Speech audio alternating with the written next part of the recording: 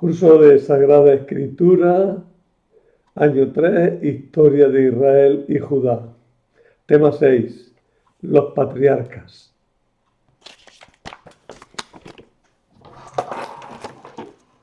Buenos días, buenas tardes, buenas noches. Comienzo a hablar de este tema que, aunque está dentro de la historia de Israel y Judá, en realidad todavía debía de estar más bien en lo que llamamos la historia sagrada, porque en definitiva en este tema lo que vemos es cómo concebían los israelitas su propia historia, sin que haya un estudio crítico de los documentos y de los acontecimientos. Y sin embargo haya toda una declaración de tipo religioso acerca de cómo Dios fue preparando el camino para la existencia de su pueblo y para la misión que éste desempeñó en el mundo. Todos hemos oído hablar de Abraham, más o menos de Isaac y de Jacob y de los 12 hijos de Jacob, pero conviene que pongamos un poquito de orden en nuestro pensamiento en este tema. Porque, en primer lugar, vamos a hablar de los patriarcas del patriarca Abraham, y luego después hablaremos de los demás. Al principio del tema, justo al principio, os he puesto una genealogía de los patriarcas según Génesis 11:27, Génesis 16:21 y Génesis 25:29-30. Partimos de Teraj. Teraj no entra en nuestra historia, nada, porque en realidad de Teraj no se nos narra nada. El que importa aquí es Abraham, que es su hijo. Teraj se dice que tiene también otro hijo que es Harán, y de esa manera tendríamos que Harán tiene como hijo a Lot, que desempeña un papel importante en la historia de Abraham. Luego, Abraham tiene dos mujeres, Agar y Sara. De Agar nació Ismael y los árabes. De Sara nacerá Isaac, que se casa con Rebeca y tiene también dos hijos, Esaú, de quien descenderán los edomitas, y Jacob, también llamado Israel, por eso pongo ahí Jacob-Israel, que se casó con 4 mujeres distintas, con Lía y su esclava Silpá, con Bilhá y su ama Raquel. Por tanto, mujeres libres, Lía y Raquel, ahora después hablamos más de ello, y esclavas Silpá y Bilhá. De estas descienden las 12 tribus de Israel. Tenemos que de Lía descienden Rubén, Simeón, Leví, Judá, Isaacar, Zabulón, y pongo entre paréntesis Dina, que es una hermana que desempeña un papel en una de las historias patriarcales. De Zilpá descienden Gad y Aser, de Bilhá, Dan y Neftalí, y de Raquel, José y Benjamín. Como ejercicio de memoria, es bueno intentar recordar estos 12 patriarcas de Israel. Y si se aprenden en este orden y teniendo en cuenta quiénes son sus madres, pues muchísimo mejor. Ayuda a fortalecer la memoria y ayuda a seguir mejor los relatos. Bien, pues de estos personajes de los que vamos a hablar, estos son los patriarcas. Empezamos hablando de Abraham. Con Abraham empieza un tiempo nuevo. Los israelitas reconocen en Abraham a su antepasado, al hombre que Dios suscitó para poner en marcha todo un movimiento de salvación para la humanidad. Pero es que no solamente de Abraham van a descender los israelitas, sino que también van a descender los árabes a través de su hijo Ismael, que fue el hijo de la esclava de Abraham, de Agar. Por eso a los árabes se les llama también agarenos, hijos de Agar, o ismaelitas, descendientes de Ismael. Tenemos que Abraham entonces es el patriarca de tanto de Israel como de los árabes. Pero es que además los cristianos lo reconocemos como nuestro padre en la fe, por ser el primer creyente. Y de ahí que las religiones judía, cristiana y árabe sean conocidas como religiones abrahámicas, religiones relacionadas con Abraham. Abraham ocupa una parte considerable del libro del Génesis, desde el capítulo 12 hasta el 25. Son 13 capítulos que tienen ahí, por tanto, 14. Son 14 capítulos que tienen realmente mucha importancia.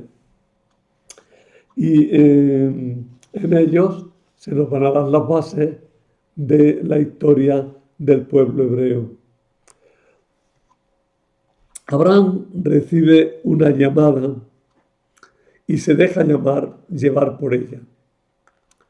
Sus orígenes se sitúan un tanto forzadamente en la Baja Mesopotamia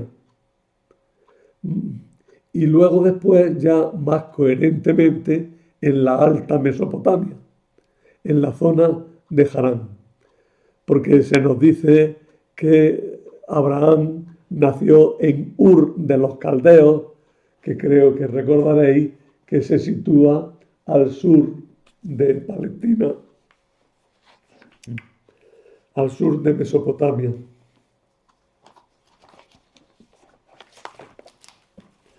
Aunque sea con este mapilla pequeño.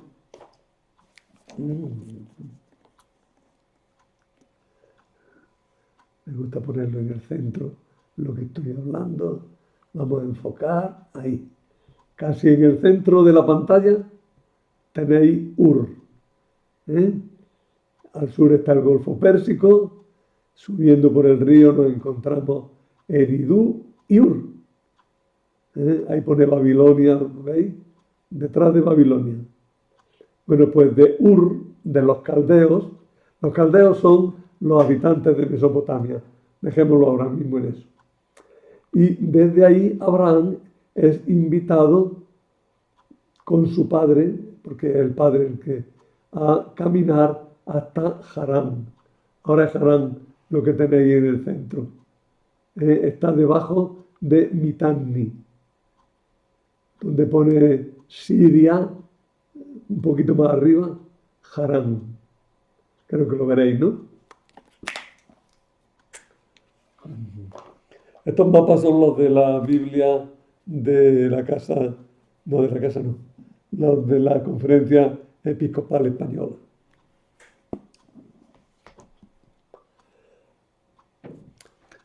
Abraham se instaló después en el sur de Palestina y desde allí nomadea es que va como nómada, como pastor y guerrea como jefe de banda por aquella zona, llegando hasta Egipto. Y es que hay dos imágenes distintas de Abraham, ¿eh?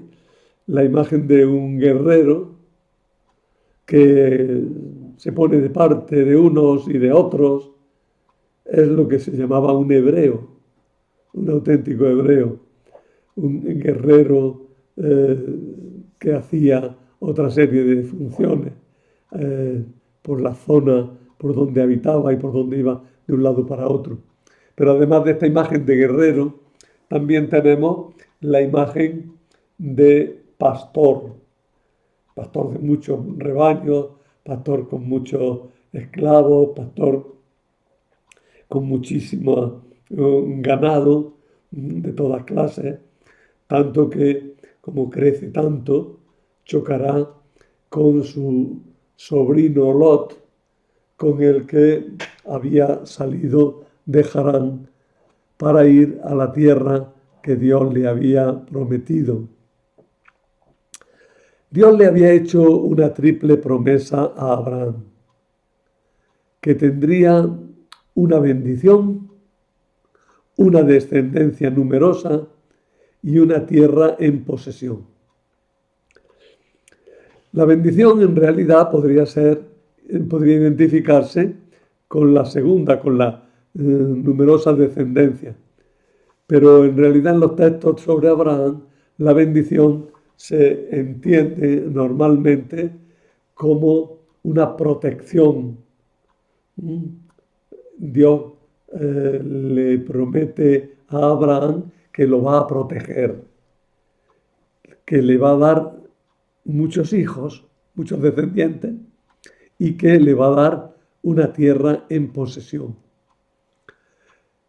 Esta promesa se cumplirá cuando nazca Isaac. Pero previamente había nacido Ismael. Y es que Abraham estaba casado con una mujer estéril, que era Sara. Pero al no tener estos hijos, le dio a su esclava Agar para que, teniendo hijos con ella, los hijos contaran como si fueran hijos de Sara. Así esa práctica la tenían en la antigüedad. De Agar tuvo un hijo que fue Ismael, del que se nos dirá que es el padre de los árabes. Pero Ismael no era el hijo de la promesa. El verdadero hijo de la promesa fue un hijo que le vino muy tarde a Sara, cuando ya era muy vieja, como un milagro de Dios que protege de esa manera al patriarca y le cumple la promesa de fecundidad. Isaac desplaza a Ismael, pero es que Dios le da también posesión de la tierra donde habita. Mirar, entre las costumbres de aquella época, uno no es ciudadano de un territorio, sino que es meramente visitante o nómada o alguien que está de paso, si no tiene una posesión en esa tierra. Y los habitantes de la tierra se resisten a ceder sus posesiones en favor del forastero. Abraham logra comprar de un hitita la cueva de Macpelá en Hebrón. Esa compra la hace aduciendo que quiere tener un lugar para enterrar a su mujer. Por tanto, es una compra en posesión definitiva.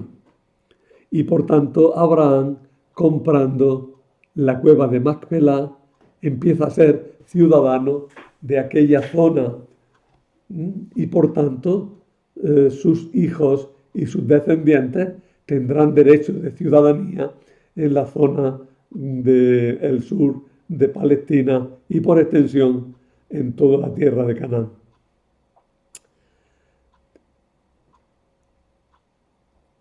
Dios lo protege y lo protege en todas sus empresas. Y Dios está con Abraham dándole descendencia como ya hemos visto. Los puntos de contacto de las tradiciones patriarcales con la cultura de la primera mitad del segundo milenio antes de Cristo, es decir, en los años que van desde el 2000 hasta el 1000, ojo que antes de Cristo los años van al revés, ¿eh? Desde el 2000 es el más antiguo, el 1000 es más cercano. Pues en el segundo milenio se nos suele decir que las costumbres que había por toda aquella zona son más o menos las que nos describe el libro del Génesis, aplicándolas a los patriarcas. Lo que pasa es que aquello es demasiado, ese relato o esa ubicación temporal es demasiado imprecisa. Pero podemos decir que los puntos de contacto de las tradiciones patriarcales con la cultura de la primera mitad del segundo milenio antes de Cristo en toda la zona del creciente fértil. Recordáis que el creciente fértil es toda la zona que tiene pastos y agua que va desde el Golfo Pérsico hasta la Turquía oriental, hasta la Turquía oriental, y desde allí baja por el Líbano y por Palestina hasta Egipto. Ese arco de tierra es lo que se llama el creciente fértil, como ya vimos. Pues estos puntos de contacto son destacados por todos los historiadores. Los principales datos que se destacan son estos. El nombre del patriarca tiene dos formas. Una, como estamos acostumbrados a verla, Abraham, y otra, que parece casi una abreviación, es Abram, A-B-R-A-M.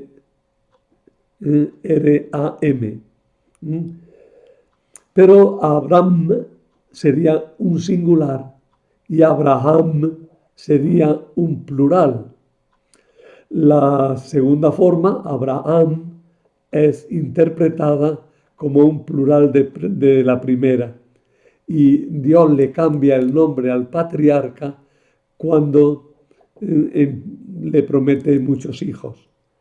Ya no te llamarás Abram, sino que tu nombre será Abraham, porque yo te hago padre de una muchedumbre de pueblos. Esta palabra es un nombre propio de los amoritas, que son habitantes de toda aquella zona en el segundo milenio, y significa mi padre es exaltado. Ab es padre también todavía en hebreo, es una palabra semítica que tiene muchas formas y que aparece aquí en el nombre del patriarca Abraham. Los judíos dirán siempre Abraham Avinu, es decir, Abraham nuestro padre. Avinu, Ab es padre. Sarai, su esposa, lleva el nombre de una diosa, de la diosa esposa de Ningal, que es la luna, y que era venerado tanto en Harrán, donde se estableció finalmente Teraj, como en Ur, de donde eran originarios. Por tanto, la familia de Abraham había estado relacionada con lugares que tenían santuarios dedicados a la luna. Los nombres de los parientes de Abraham están atestiguados en las tablillas que se han encontrado en Mari. Mari es una ciudad de Mesopotamia que fue conquistada por Hammurabi y destruida. Al destruirla, se produjo un incendio en el Palacio Real y eso coció las tablillas de arcilla en las que se llevaban la contabilidad, por lo que la escritura en la que hay en esas tablillas, no todas tenían contabilidad, otras tenían relatos. Pues en esas tablillas ya cocidas la escritura quedó indeleble y ha servido actualmente pues para conocer muchísimas cosas, porque su idioma, el idioma en el que están escritas, pues pudo ser conocido, descifrado y estudiado oportunamente. Ese idioma es uno de los muchos idiomas que se escribían con un alfabeto que se llama cuneiforme, porque las letras están formadas por trazos con forma de cuña. Bien, no entro por ese terreno ahora. Los nombres de los parientes de Abraham están atestiguados en las tablillas, en los documentos encontrados en las excavaciones arqueológicas que se hicieron en el Palacio de Mari. Y por otra parte, los nombres de la familia de Abraham se corresponden con ciudades situadas alrededor de Harán, donde había habitado el patriarca. Las normas de derecho de la ciudad del imperio, porque Mari llegó a formar un imperio, pues las normas del derecho de ese imperio, normas que conocemos gracias a esas mismas tablillas encontradas arqueológicamente en Mari, pues son normas que aparecen también en el derecho urrita y en el derecho hitita. Todos estos son pueblos del segundo milenio antes de Cristo, en el norte de Mesopotamia, en un terreno que hoy día pues se situaría en Irak, la Turquía del norte, Siria. Bueno, pues en este terreno, en este lugar, aparecen la costumbre de que un siervo herede a su amo sin hijos, cosa que Abraham se temía porque se queja a Dios diciéndole: sí, tú me has dicho que me vas a dar una descendencia, pero no tengo hijos y mis posesiones la heredará ese esclavo, un esclavo que él tenía. Eso era una norma de las costumbres. El esclavo más antiguo, de mayor categoría en la familia de un nómada, era el heredero en el caso de que el amo no tuviera hijos. También en la costumbre de entregar una mujer estéril a una esclava para que le dé hijos al marido, como ya hemos contado que hizo Abraham con Sara con Agar. Sara, la mujer legítima de Abraham, que no tiene hijos, y entonces le da Agar, su esclava, para que los hijos de Agar cuenten como hijos de Sara. También en la repugnancia de Abraham a expulsar a Agar cuando ya tiene como hijo a Isaac, y Agar y Sara se pelean y por establecer la paz Dios le manda que expulse a Agar, una medida que a primera vista parece cruel, pero en realidad es una medida para dejar claro que Dios protegerá también a los descendientes de Agar. Y esa protección vendrá en función de que son descendientes de Abraham. No apliquemos nuestros conceptos más o menos sentimentales, que son buenos. No sentimental no lo digo aquí ahora en un sentido despectivo, sino en un sentido normal de la palabra. No pensemos según nuestros sentimientos aplicando esas ideas a un mundo en el que lo que prima son otro tipo de relaciones entre las personas. Eh, También la compra de la cueva de Macpelá, de la que ya hemos hablado, también es un indicio de que Abraham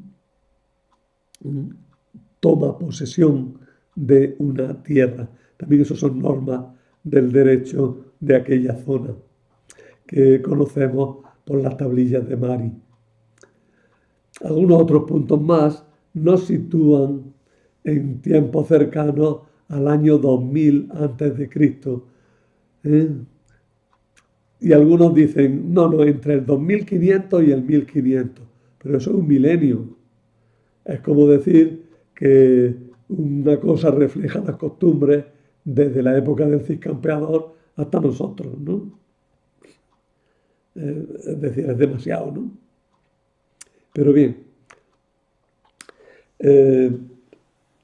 después de hablar de Abraham, tendríamos que hablar de Isaac. Mirad, en los apuntes os pongo así algunas líneas sueltas y doy por supuesto que habéis leído una historia sagrada o directamente el texto bíblico y conocéis los acontecimientos que se narran de los patriarcas. Si no es así, puesto que ahí os pongo en esquema la historia de los patriarcas, os recomendaría que las vierais detenidamente, porque es la única manera de que entendáis lo que estamos explicando. Los relatos sobre Isaac, Jacob e Israel también son muy importantes y nos van a poner en conocimiento cómo se desarrolla el cumplimiento de las promesas que Dios hizo a Abraham. Isaac y Jacob son los transmisores de las promesas que llegarán a los hijos de Jacob y de los hijos de Jacob a sus respectivas tribus. En primer lugar tenemos a Isaac.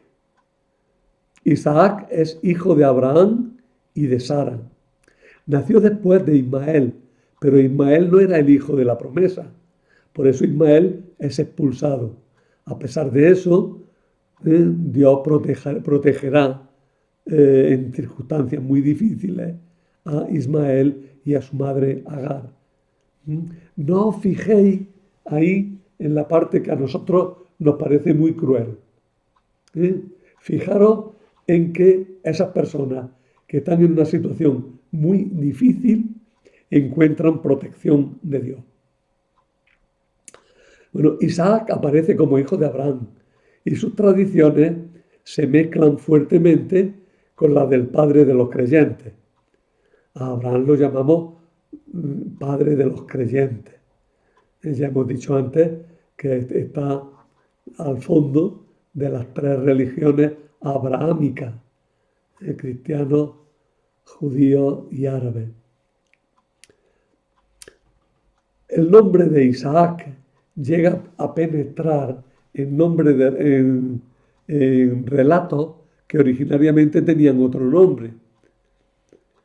Por ejemplo, en el relato del sacrificio que decimos de Isaac. Ahí probablemente ponía otro nombre, pero al asumir esa historia como propia, los israelitas pondrán el nombre de Isaac al hijo de Abraham. Tened en cuenta, por ejemplo, que los árabes, sin embargo, ahí ponen a Ismael. Ismael sería el hijo muy querido que iba a ser sacrificado, pero que Dios lo impide. Los judíos dirán, el hijo muy querido que va a ser sacrificado, pero Dios lo impide, es Isaac. Por tanto, tener en cuenta que estas leyendas, estas historias que se contaban, se aplican a veces a muy diversos patriarcas, porque lo que importa es su contenido, su enseñanza. La imagen que También conocemos las narraciones sobre Isaac que se sitúan en el sur de Palestina, en torno a la ciudad de Beersheba. Beersheba es un oasis que por tanto pues, reúne allí población en una zona desértica y es un lugar a donde acuden las caravanas para aprovisionarse de agua. La palabra Beersheba, tal como suena, puede significar directamente pozo de los siete y aludiría entonces a un pacto que algunos antiguos hicieron allí, pacto del que no tenemos noticia. O también podría ser pozo del juramento, porque Sheba también significa juramento. Probablemente las dos ideas están contenidas en lo que actualmente es el nombre del lugar donde los siete hicieron un juramento de ayudarse. Y es que los pozos son lugares que tienen que ser protegidos y lugares que exigen una concordia entre los que lo utilizan, hablando como estamos de personas que circulan por el desierto. Del ciclo de las narraciones de Isaac nos queda poco, propiamente solo el capítulo 26 del Génesis. El resto de las tradiciones parece que eran de personajes distintos a los que se les puso el nombre de Isaac. No obstante, la imagen que queda de Isaac es la de un personaje sin mucha entidad, aprisionado y casi escondido entre Abraham su padre y Abraham su hijo, y Jacob su hijo. Isaac, hijo de Abraham, padre de Jacob. Por tanto, digo, un personaje escondido entre el padre y el hijo, de su antecesor y su descendiente. Los relatos sobre su nacimiento, de una madre estéril, sus relaciones con su hermano Ismael, muy difíciles, que acaban con la expulsión de Ismael, su frustrado sacrificio, que acaba con una bendición a Abraham, su boda, sus relaciones con su esposa y sus relaciones con un rey de la zona llamado Abimelech, su bendición de Jacob. Todo eso muestra que es el transmisor de los derechos adquiridos por Abraham y de las promesas de Dios a su descendencia. Y dejan claro que Israel tiene derecho, con preferencia a las tribus árabes del sur de Palestina, a la zona del Negev.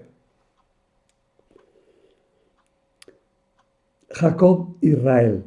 Ya hemos visto a Abraham, hemos visto a su hijo Isaac, y ahora el tercero en la discordia, el tercer descendiente, el tercer gran patriarca, Jacob, también llamado Israel. Las tradiciones sobre Jacob se centran en Beersheba, las tradiciones sobre Israel en Siquem, pero no es el mismo. Bueno, parece ser que primitivamente eran dos personajes que sus descendientes los consideraron uno solo y por eso se identificaron. Y Jacob es lo mismo que Israel y Israel es lo mismo que Jacob.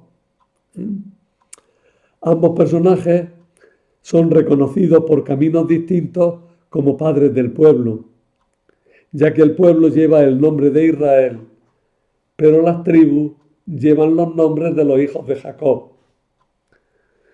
Ya he dicho que para solucionar el problema no hubo otro medio que identificar a los dos personajes. Isaac había tenido dos hijos, Esaú y Jacob. Esaú es el antepasado de los edomitas. Los edomitas son un pueblo que habitaba al sur de Palestina, que se reconocía como emparentado con Israel, pero también enfrentado con él. Pues las relaciones de Esaú, padre de los edomitas, con los arameos de la alta Mesopotamia, a través de Labán, que es otro de la parentela, que será suegro de Jacob, concentran gran parte de los relatos sobre el doble personaje Jacob-Israel y reflejan las relaciones de los israelitas con los edomitas y con los arameos en diversos momentos de la historia.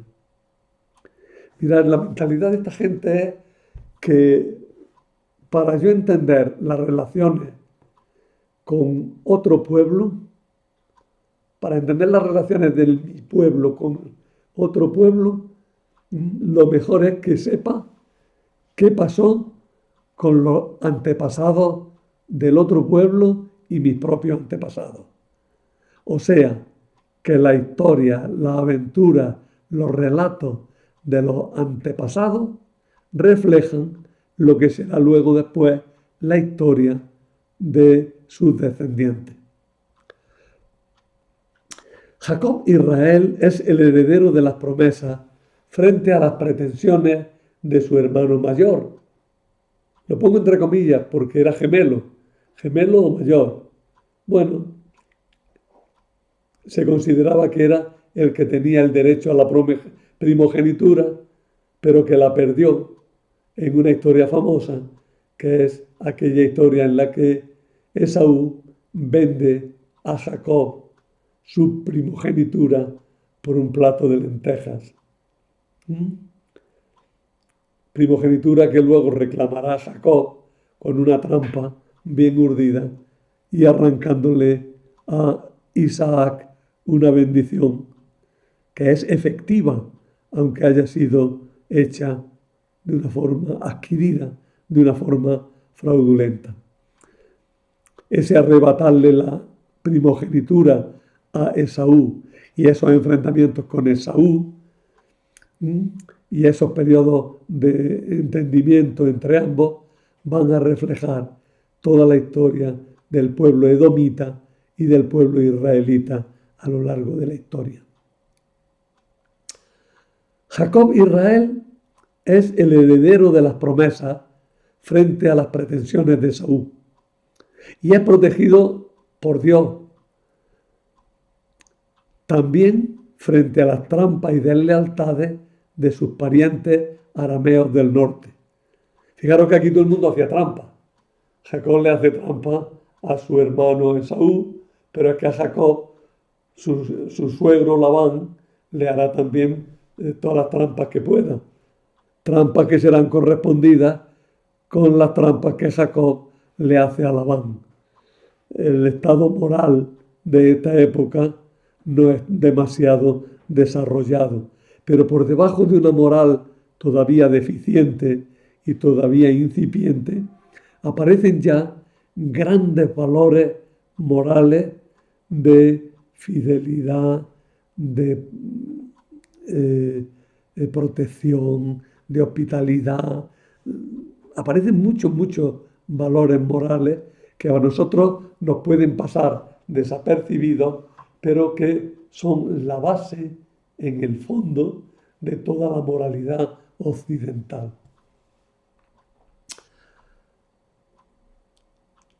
Su lucha, la lucha de Jacob con Dios junto al río Yabok, lo dejará cojo, pero a la par bendecido,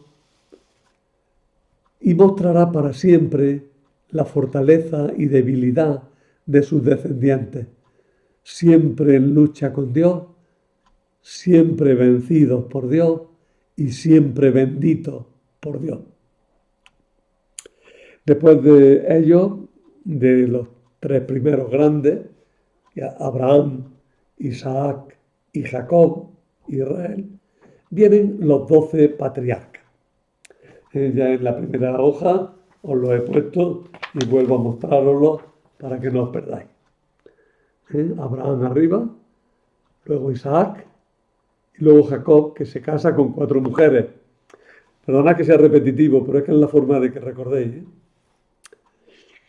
Jacob Israel tendrá como mujeres a Lía, a su esclava Zilpá, a Raquel y a su esclava Bilhá. Los 12 hijos serán los antepasados de las tribus de Israel. El número de 12 para las tribus de un pueblo tuvo cierto éxito en la antigüedad, sin que sepamos exactamente sus motivos. También son 12 las tribus ismaelitas, los hijos de Ismael, o las tribus edomitas, los hijos de Esaú.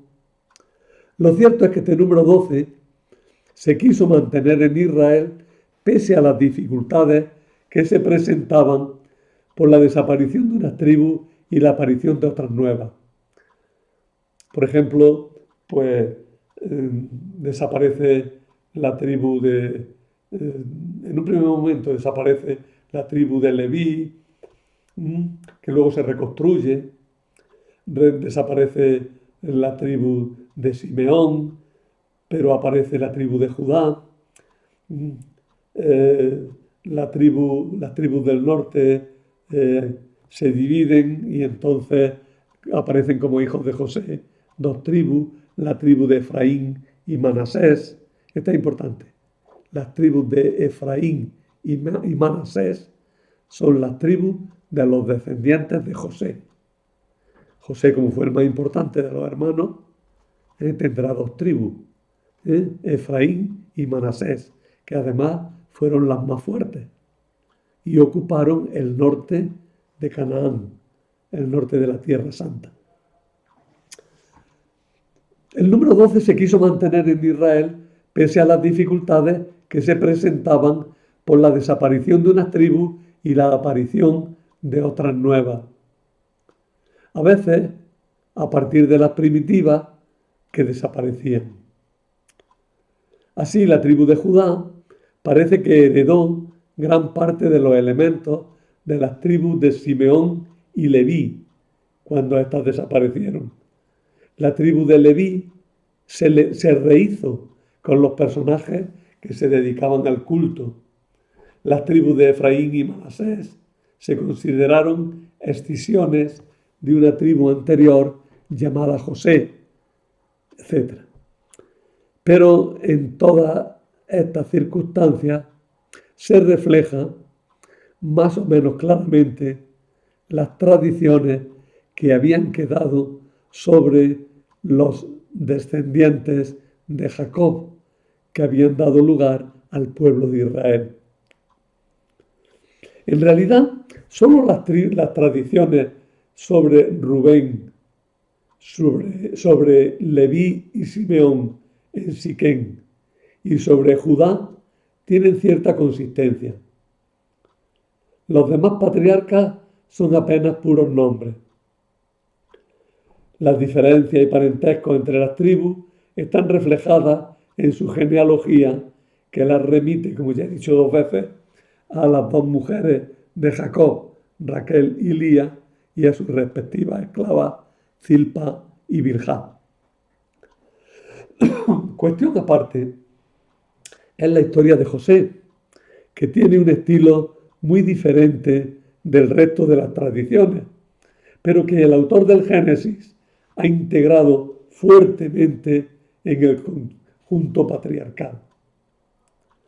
Esta unión se ha logrado haciendo a José, hijo de Jacob, e identificando a los hermanos de José con los patriarcas, hijos de Jacob. Literariamente los lazos se han reforzado, incluyendo el capítulo 38 del Génesis, que pertenece a los ciclos patriarcales de Judá, se ha incluido dentro de la historia del patriarca José. Y concluyendo esta historia, la historia de José, dándole fin con los capítulos, con el capítulo 47 primero y luego con los capítulos 48 y 50, que vuelven a retomar temas patriarcales. Pero la historia de José en sí misma es una historia independiente, una historia de tipo sapiencial, que nos cuenta la grandeza y la importancia de un personaje que fue el que hizo que los israelitas habitaran en Egipto primero con honor y después como esclavos que tuvieron que huir. Habría que hablar todavía de algunos temas que resultan muy importantes. En primer lugar, habría que hablar de los Habirú. Mirad, la palabra Habirú suena muy parecido a hebreo. Y los Habirú eran gentes nómadas que iban de un lado para otro por todo el territorio del antiguo Canaán y sobre todo por la parte del sur, y que incluso llegaban a Egipto y que se ofrecían al mejor postor. También eran pastores, actuaban como mercenarios, otras veces ellos mismos actuaban como bandas armadas, saqueaban, exigían tributos, eran un poco mafiosos o mucho mafiosos, porque se hacían pagar su protección sobre las tribus que había cerca. Bueno, pues parece que la palabra hebreo es la misma que Javirú y que los antepasados de los israelitas formaron parte de esos grupos Javirú, no se identifican, son parte están en ese ambiente, ¿eh? Y estuvieron mezclados con otros grupos que son los Ixos, un pueblo que invadió Egipto y que dejó tan mal recuerdo que los egipcios quisieron borrar radicalmente su memoria, pero que a través de determinadas inscripciones y determinados monumentos y también de algunos restos arqueológicos hemos podido conocer. En la Biblia se habla muy pocas veces de los hebreos, pero cuando se les llama a un personaje hebreo, por ejemplo, se le llama así a Abraham o a David, es porque en ese momento están actuando como guerreros, que están luchando más o menos a sueldo, más o menos como mercenarios por aquella zona. Habría que hablar, pero ya no me da tiempo, del estilo de vida de los patriarcas. Los patriarcas eran nómadas. Al quedaros con esto. Eran gente que iban de un lado para otro. Vivían con grandes rebaños. A veces se los representa con camellos, pero eso es un anacronismo. En la época incluso la Biblia dice que Abraham tenía camellos, pero es un anacronismo, porque en la época de los patriarcas no se había domesticado todavía el camello en la zona de Oriente Medio. Así es que, pero sí que tenían mulos, tenían burros, tenían ovejas, tenían ganado mayor, iban buscando pastos, ocupaban de alguna manera un amplio territorio, chocaban entre ellos, como cuando el territorio resultaba demasiado pequeño para contenerlo a los dos. Es lo que pasa con Lot y con Abraham, que como los dos crecen mucho, ya el territorio que ocupan no es bastante para los dos y sus pastores se pelean entre ellos y tienen que separarse. Y Lot ocupará la zona de Sodoma y Gomorra, de donde tendrá que huir. Todos esos relatos lo tenéis en la Sagrada Escritura, ¿no? Y la mujer de Lot, al huir, se miró para atrás, se convirtió en estatua de sal. Lo digo así como piezas sueltas que os suenen, pero que tendríais que verlas en los relatos de la Biblia. Y un apunte muy rápido sobre la religión de los patriarcas. La religión de los patriarcas no es sin más la religión de Israel. Es la religión que se desarrollará y perfeccionará para dar lugar a la religión de Israel. De hecho, los patriarcas no adoraron a Dios con el nombre de Yahvé y su culto era bastante distinto del que tuvieron los israelitas posteriores. Hay que aclarar que se dice que Abraham adoró a Yahvé con ese nombre, pero también es un anacronismo que lo único que pretende es mostrarnos que como Abraham es un hombre muy bueno y bendecido por Dios, Dios le ha hecho descubrir su nombre. Se le ha manifestado, pero en el ambiente Dios es llamado todavía Elohim, que es una palabra plural, que tendríamos que traducirla algo así como divinidad. Adora a la divinidad. Es una especie de adjetivo o un nombre plural en sentido más majestático. ¿Eh? Nosotros no tenemos plurales majestáticos nada más que en primera persona. Nos. ¿Eh? Nos hemos hecho. O vos os habéis comportado, ¿no? Son plurales majestáticos. ¿Eh? Bueno, pues Elohim es un plural majestático, de majestad, de grandeza, ¿eh? Que se le aplica a Dios y viene a significar divinidad. Es el nombre con el que en la época de los patriarcas es conocido Dios. Pero ya os digo, de Abraham se dice que conoció el nombre de Yahvé porque como era muy bueno, Dios se lo reveló. Los patriarcas hablan más bien del Dios de mi padre, poniendo nombre. El Dios de mi padre Abraham, el Dios de mi padre Jacob, el Dios de mi padre Isaac, o a veces incluso el Dios de mi padre Abraham, Isaac y Jacob, ¿no? Es un Dios que no tiene santuario en un lugar fijo, que acompaña a su tribu, pero que puede ser identificado con el Dios principal de los cananeos, el Dios El, y por eso le dan culto a veces en los santuarios que habían estado dedicados al Dios El.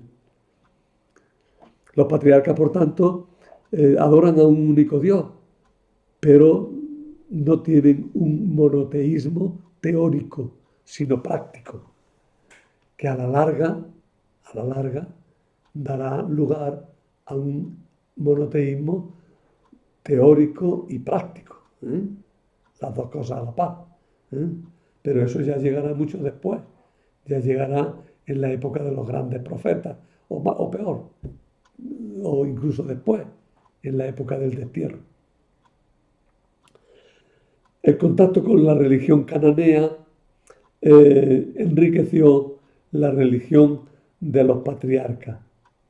El Dios del Padre se limitaba al estrecho marco de la familia o de la tribu. El Dios El abría una perspectiva universal, pues era el Dios bondadoso, creador de dioses y de hombres.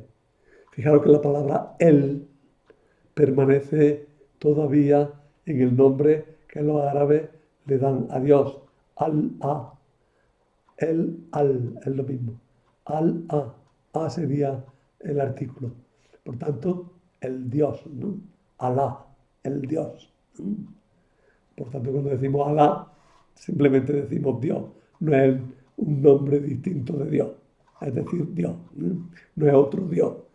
Los musulmanes, los judíos y nosotros adoramos al mismo Dios, al Dios de Abraham. al Dios de Jacob, al Dios de Isaac, al Dios de los israelitas a lo largo de los siglos.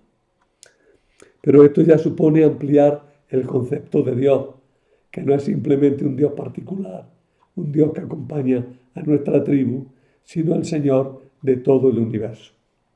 Concluyo. Este tema supone una lectura bastante profunda del libro del Génesis. Como fruto final, si no tenéis tiempo de leeros el libro del Génesis, pues habría que sacar esta idea de que hay una sucesión en la que se van transmitiendo las promesas. La sucesión que empieza en Abraham, sigue en Isaac, sigue en Jacob, identificado con Israel, y sigue en los 12 patriarcas que dan lugar a las 12 tribus de Israel. Pero habréis fijado que no he hablado de las 12 tribus, no más que aludiendo a ellas. De las 12 tribus tendremos que hablar más adelante, cuando hablemos de la época de los jueces. Pero eso será dentro de algunos temas. Y nada más. Sé que este tema es un poquillo pesado, introduce muchísimos nombres, pero si lo leéis con cuidado os enriquecerá ciertamente. Nada más. Y que como hoy yo estoy hablando en la tarde del día 31, que celebréis bien el Día de los Santos y el Día de los Difuntos, que nos sintamos de verdad unidos a los que nos precedieron, también a nuestros patriarcas, a nuestros difuntos, a las personas que ya murieron y que nos legaron la fe y nos legaron el amor a Dios. Que los recordemos con cariño y eso nos haga sentirnos verdaderamente unidos. Nada más.